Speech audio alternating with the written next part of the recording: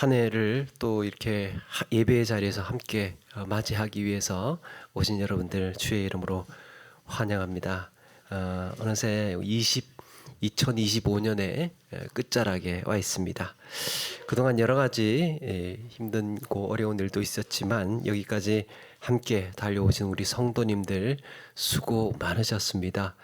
매일 함께 성경 읽기를 하고 또 말씀 묵상하면서 같이 걷고 있다라는 생각을 했습니다. 지역을 섬기며 또 전도하고 플로깅 사역도 또 수고 많으셨고 교회 안에서도 찬양이며 예배 그리고 식사 봉사 차량 운행 등 주의 몸된 교회를 이렇게 함께 또 헌신하시고 애써 주신 분들 감사합니다. 하나님께서 그 모든 수고를 아름답게 갚아 주실 줄로 믿습니다. 그런가 하면 또 사회적으로는 또 여느 때 못지않게 참 많은 일들이 있었습니다. 대통령 파면에서부터 시작해서 크고 작은 산불 또 물 부족 겪었던 곳도 있었고요. 캄보디아 납치 사건 또 이런 것도 충격과 아픔으로 다가왔습니다. 특별히 무서운 속도로 발전하고 있는 이 AI 산업이요, 우리 직업 또 앞으로 미래에 이런 여러 가지 생태계를 바꿀 수 있다 하는 또 이런 복잡한 생각도 들게 하고 인간의 도덕성이 또 시험대에 오르기도 합니다. 앞으로 어떤 세상으로 우리가 흘러가게 될지 아무도 알 수 없다고 합니다. 올해 우리가 체감한 이 변화의 속도보다 또 내년은 더 빠르지 않겠습니까? 세계 곳곳에서 들려오는 전쟁의 소식도 마음을 무겁게 합니다. 언제 어디서 터질지 모르는 이런 시한폭탄 같은 이런 불안한 시국을 우리가 맞이하고 있습니다. 과연 우리는 이런 어지러운 세상에서 어디로 휩쓸리고 있는 걸까? 어디로 흘러가고 있는 것일까? 오늘 말씀은 이렇게 걱정과 우려의 세상에서 하나님의 백성들이 어떻게 살아야 하는지 또 우리가 무엇에 집중해야 하는지를 또 다시 한번 돌아보게 합니다. 과연 우리가 붙들어야 하는 이 마음의 중심추는 무엇이어야 할까? 먼저 12절에 이렇게 말씀합니다. 12절에 보니까 사람들이 사는 동안에 기뻐하며 선을 행하는 것보다 더 나은 것이 없는 줄을 내가 알았고, 사람들이 사는 동안 우리 인생에서 기뻐하면서 선을 행하는 것, 그것보다 더 좋은 것을 내가 발견하지 못했다. 전도자는 살아오면서 여러 가지 풍파도 겪고 또 세상의 좋은 것들 다 누리면서 살면서 경험해 보았습니다. 그의 결론은 자기가 살다 보니까 모든 게 헛되고 헛되다라는 거였습니다. 그런데 그럼에도 불구하고 그가 발견한 것은 기뻐하면서 선을 행하는 것이 최고래요. 미국의 문학 비평가 레베카 솔릿이라는 사람이 이 폐허를 응시하라라는 책을 썼습니다. 원제목이요, 지옥 속의 낙원입니다. 지옥 속에 지어진 낙원. 이 작가가요, 이 지난 100년 동안 북미 지역에서 일어났던 큰 재난들을 한번 분석을 해봤대요. 지난 100년 동안 일어났던 태풍, 지진, 뭐 이런 또 화재, 여러 가지 큰 재난들을 분석을 하면서 도대체 그 안에서 무슨 일이 벌어지고 있었는가, 이게 지금 궁금했던 모양입니다. 그래서 조사를 해보니까요, 희망적인 사실들을 발견을 합니다. 그런 재난의 현장들을 가만히 조사를 해보니까 그 속에서 아수라장의 절망의 낙심의 또 울분의 슬픔의 그런 현장 속에서 그 사이사이에서 사람들이 서로 다독이고 있더래요. 위로해주고 있고 다독여주고 있고 함께 힘을 보태고 있고. 언제 한번 샌프란시스코에서 지진이 한번 일어났는데요. 천막을 지어놓고 그 응급대원들이 구조대원들이 도착하기도 전에 사람들이 뭐 미리 천막부터 지어놓고 막 서로 필요한 것 나눠주고 받기도 하고 주기도 하고 그렇게들 하고 있더라는 겁니다. 서로 힘을 보태면서 함께 응집하는 것들을 관찰을 했습니다. 그가 그래서 이렇게 말합니다.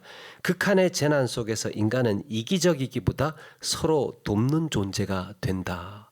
어려움을 당할수록 절망을 당할수록 인간이라는 존재는 이기적인 존재가 아니고 서로 돕는 존재들이 된다는 겁니다.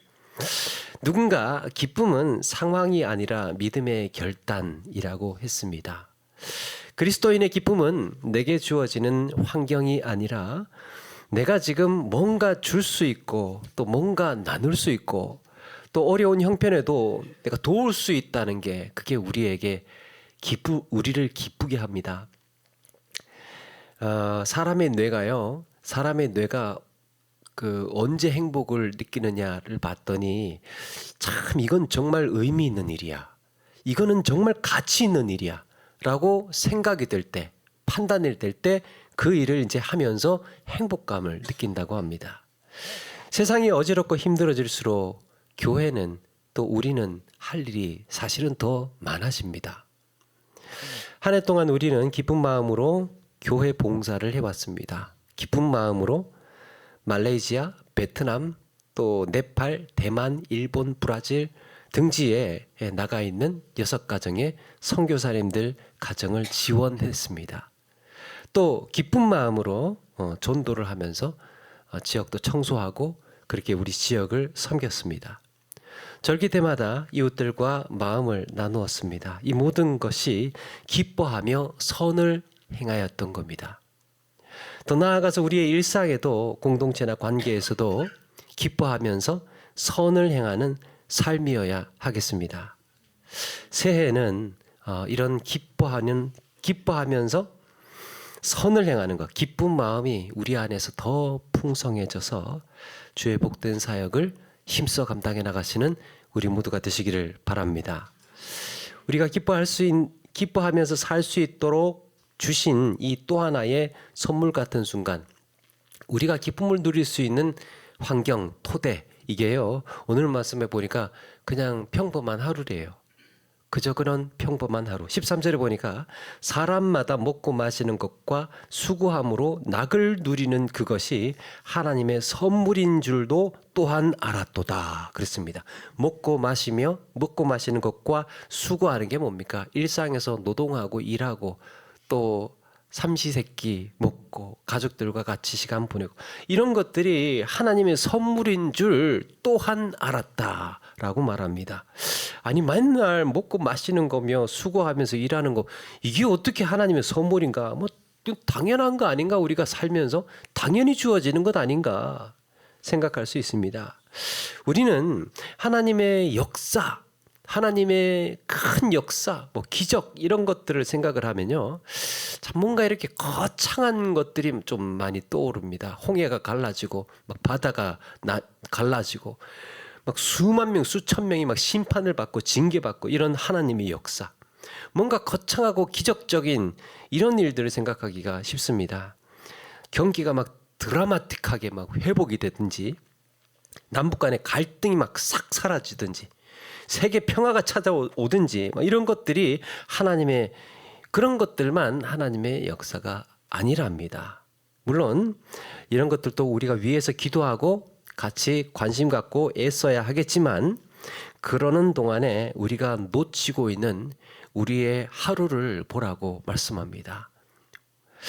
하나님께서 세상을 창조하신 이후에요, 종말이 다가오는 그 순간까지 그 기간이 얼마나 길겠습니까? 수천 년, 수만 년, 얼마인지 정확히 알 수 없습니다.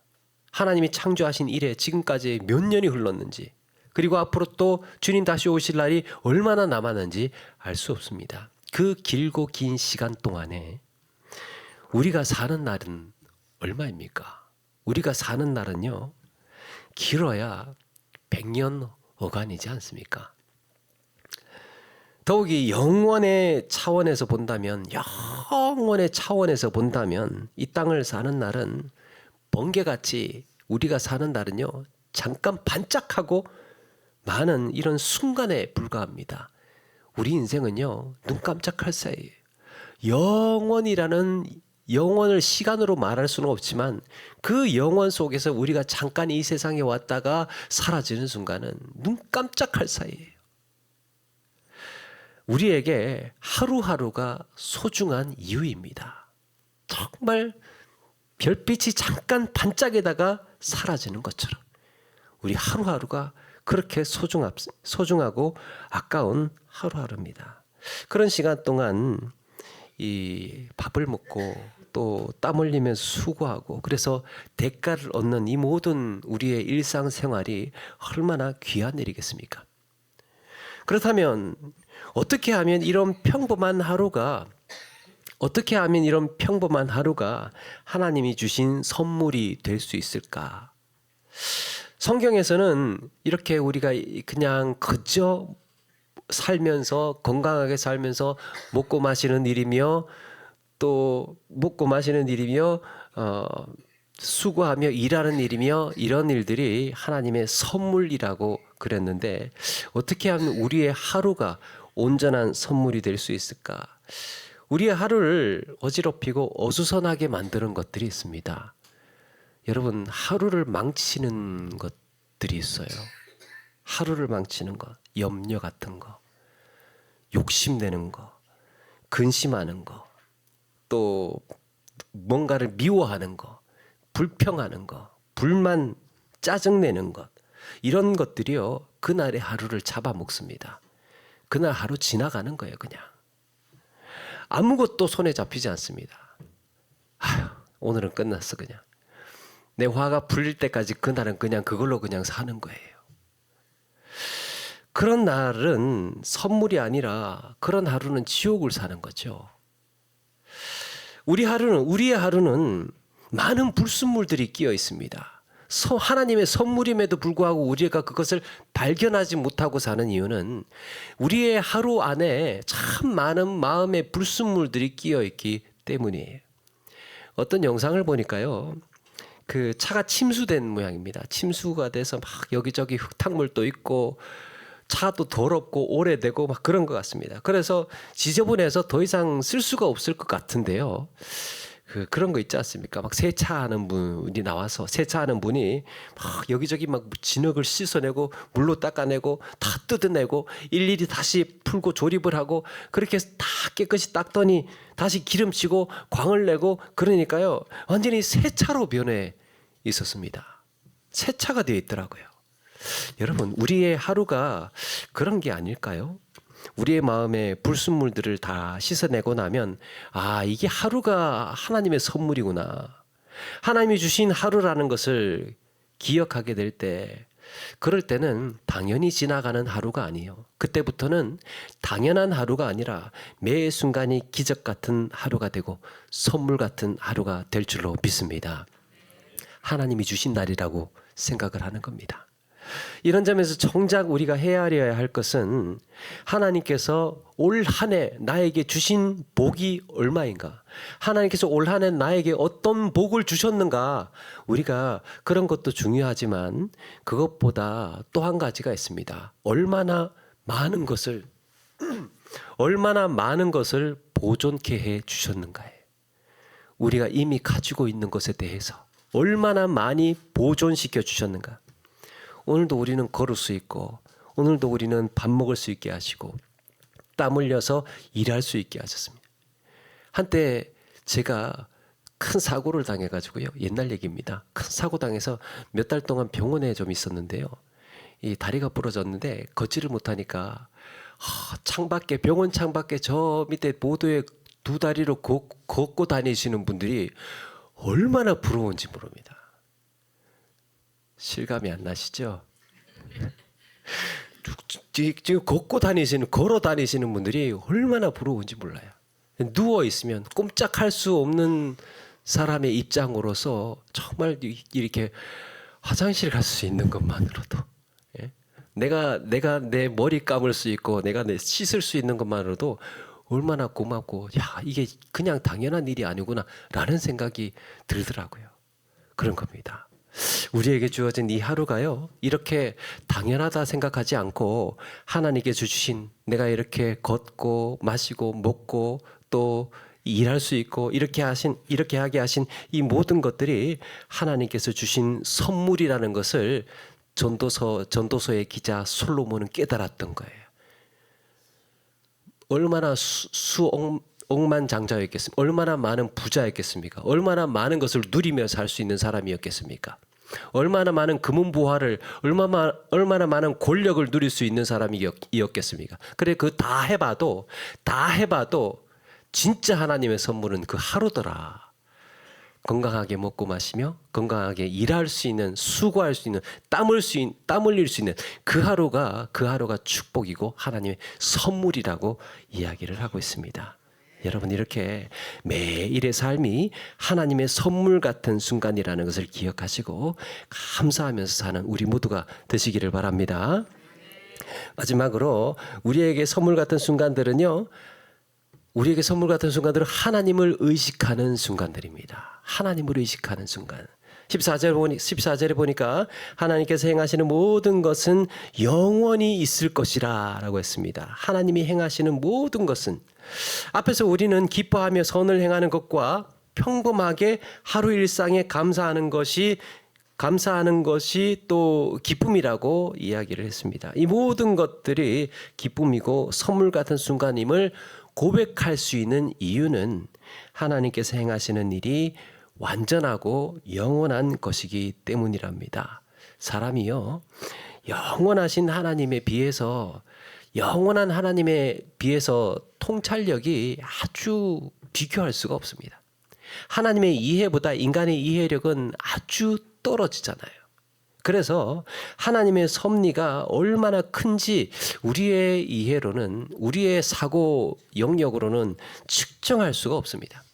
일일이 다 하나님이 하시는 일, 하나님의 섭리를 다 이해할 수가 없습니다. 그런데 그 가운데 우리가 알게 되는 한 가지는 있습니다. 하나님이 이같이 행하심은 14절에 사람들이 그의 앞에서 경외하게 하려 하심인 줄을 내가 알았노라. 이해하지 못하고 측량할 수 없기 때문에 하나님은 경외의 대상이구나 라는 것을 알게 되는 겁니다. 예배의 대상이구나. 세상은 급물살처럼 흘러가고 자고 나면 많은 것들이 달라져 있는 이런 하루하루를 살면서도 우리의 마음에 안정감을 갖고 흔들리지 않을 수 있는 이유는 하나님이 행하시는 일은 완전하다는 것을 믿기 때문입니다. 우리가 다 장악할 수 없어요. 우리 인생이 어떻게 이루어질지 이거 다 통제 못합니다. 내일 일도 모르는데 우리의 인생을 어떻게 다 알겠습니까? 그런데 우리는 왜 담대하고 마음의 안정감을 갖습니까? 하나님의 섭리가 완전하다는 것을 믿기 때문이에요. 믿는 자는 이런 우리의 앞날을 알 수 없어도 하나님의 일하심을 믿기 때문에 안심할 수 있습니다. 우리 주님께서 위기와 두려움에 빠진 제자들에게 찾아오실 때마다 종종 이런 말씀하셨습니다. 안심하라 내니 두려워 말라. 하나님 앞에서 하나님 안에서 사는 인생이 안심하고 두려워하지 말랍니다. 너 괜찮아. 안심해도 돼. 이제 내가 너와 함께 동행하고 있으니까. 세상이 불안하다고? 하루가 확확 바뀌면서 달라진다고? 걱정하지 마. 내가 너와 함께 있고 이 풍랑 속에서도 내가 너를 건져내고 인도할 거야. 두려워하지 마. 안심하라. 내니 두려워 말라. 다가오는 새해에도요, 우리가 그런 마음으로 맞이했으면 좋겠습니다. 어떻게 바뀔지 사실 모르는 세상이지만, 우리의 인생도 어떻게 펼쳐질지 알 수 없는 인생이지만, 하나님이 우리와 함께 하시기 때문에 안심하라고, 하나님이 다 계획하시고 계산하고 계시기 때문에 두려워하지 않는 삶을, 두려워하지 않을 한 해를 살아나가게 될 줄로 믿습니다. 그러므로 새해에는 이렇게 하루하루가 저와 여러분들에게 선물이 되고 또 기뻐하며 선을 행하는 성도로서 살아야 하겠습니다.